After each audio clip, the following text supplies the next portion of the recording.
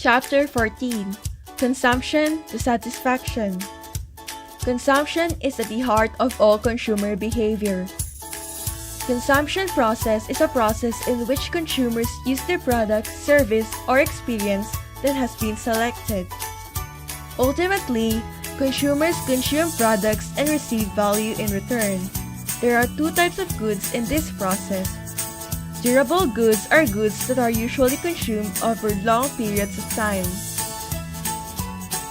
Examples of durable goods include modes of transportation that consumers buy like cars and home appliances such as washing machine and television.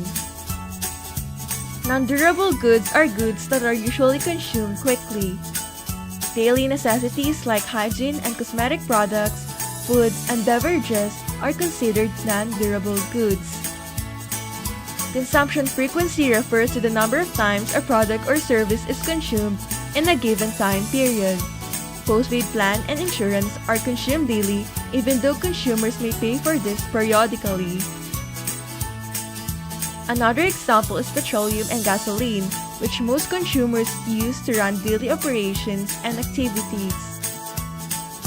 Authenticity means something is real and genuine and has a history or tradition. Authentic things add more value to the consumption process than synthetic experiences when the consumption environment contains high degree of symbolism.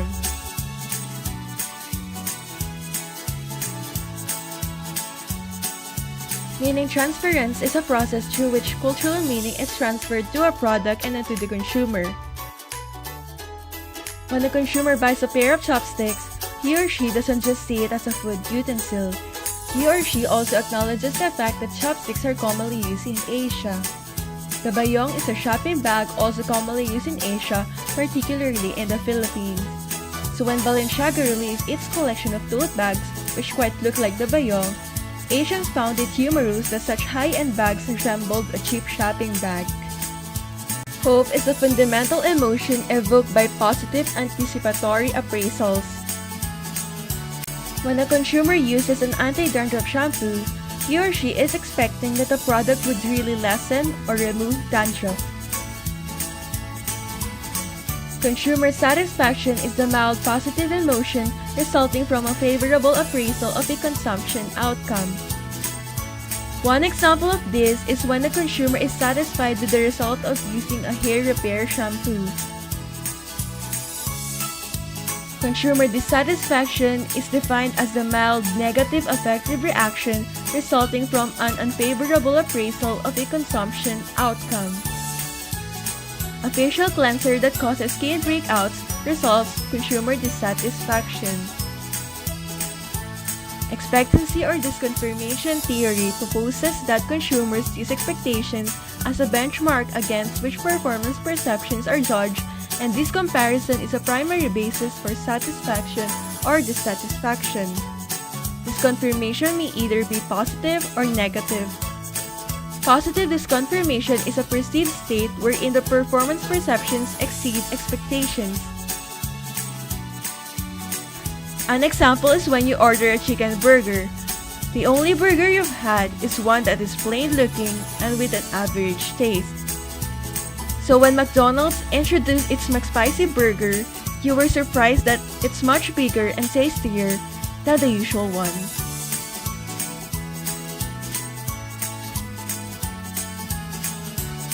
Negative disconfirmation is a perceived state wherein the performance perceptions fall short of expectations. Many beauty products promise to lighten dark spots in a span of time, but most are ineffective even if used in a longer period. A height-enhancing syrup promises to make you taller. However, the results are still invisible or it's taken too long to take effect. These two result to negative disconfirmation. Expectation is the pre-consumption beliefs of what will occur during an exchange and/or consumption of a product. Expectation is categorized in 4 types. Predictive expectations are expectations that form about what the consumer thinks will actually occur during an experience. If a consumer goes to a spa, It is expected that he or she will have the time to relax and feel good throughout the experience.